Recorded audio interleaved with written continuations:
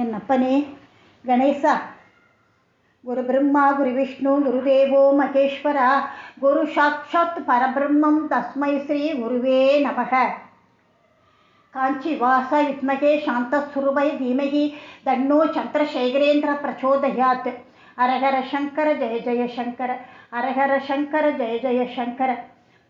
நடமாடும் தெய்வம் அவர் இருந்த போதும் சரி, இந்த நிமிஷம் வரைக்கும் அவர் நிகழ்த்தி காட்டி கொண்டிருக்கிற அனுபவங்களை பார்த்துட்டுருக்கோம். அந்த வரிசையில் நீ பூ மட்டும் எடுத்துட்டு வா, ஆபரணம் ஒன்றும் வேண்டாம் அப்படின்னா என்ன பார்க்கலாம். அன்னைக்கு ஸ்ரீமடத்தில் சர்வேஸ்வரனாவே காட்சி கொடுத்தார் மகா பெரியவா. பக்தர்கள் கூட்டம் நிரம்பி வெளியேறுது.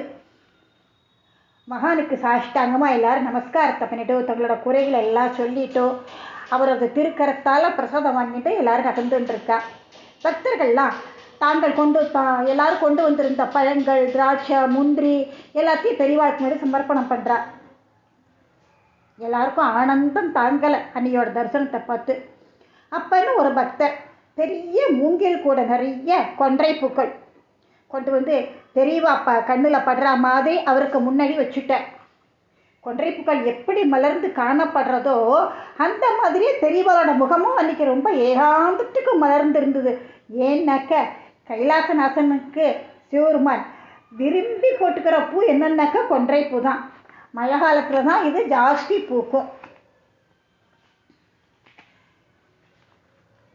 மஞ்சள் கலரில் இருக்கும் கொன்றை பூ, தேன் நிறைஞ்சு இருக்கும்.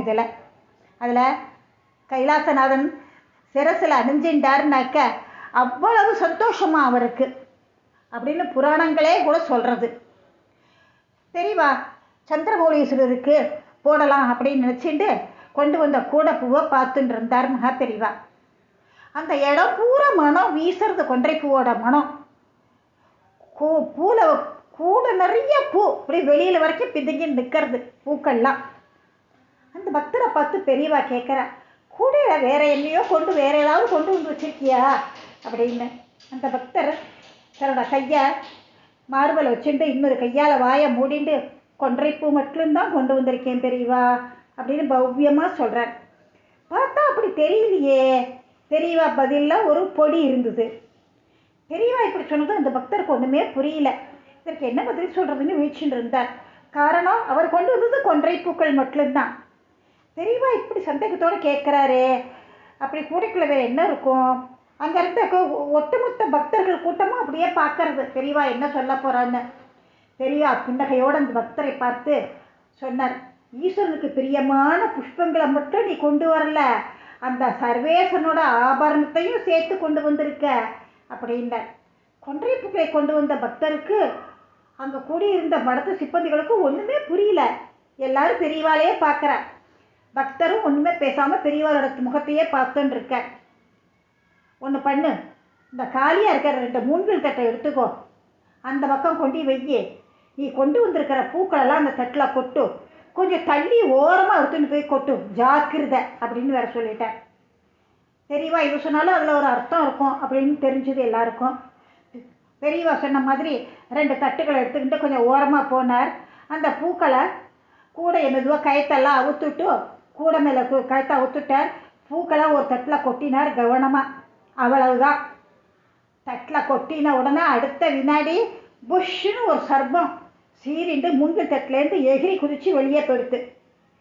பக்தர் உள்பட ஒரு சில பக்தர்கள் மட்டுமே அந்த சர்ப்பத்தை பார்த்தா. க்ஷண நேரத்தில் எல்லாரோட பார்வையிலேருந்து அது மறைஞ்சு போயிடுத்து. வந்த சுவடு கூட தெரியல, அந்த சர்ப்பம் போயிடுத்து. கொன்றைப்புகள் கொண்டு வந்த பக்தருக்கும் சரி, கூடியிருந்தவர்களுக்கும் சரி, படபடப்பு அடங்க ரொம்ப நேரம் ஆயிடுத்து. பக்தரை பார்த்து, சந்திரமௌலீஸ்வரருக்கு எத்தனை கூடி பூ வேணாலும் கொண்டு வா, ஆபரணம் எல்லாம் இன்னைக்கு வேண்டாம், ஆபரணம் ஸ்ரீமடத்தில் முன்னாடியே இருக்கு அப்படின்னு பெரியவா சொல்லிட்டார். வேற என்ன? அப்போதான் புரிஞ்சுது ஆபரணம்னாக்கா என்னன்னு சொல்லிட்டுன்னு. நன்றி, வணக்கம்.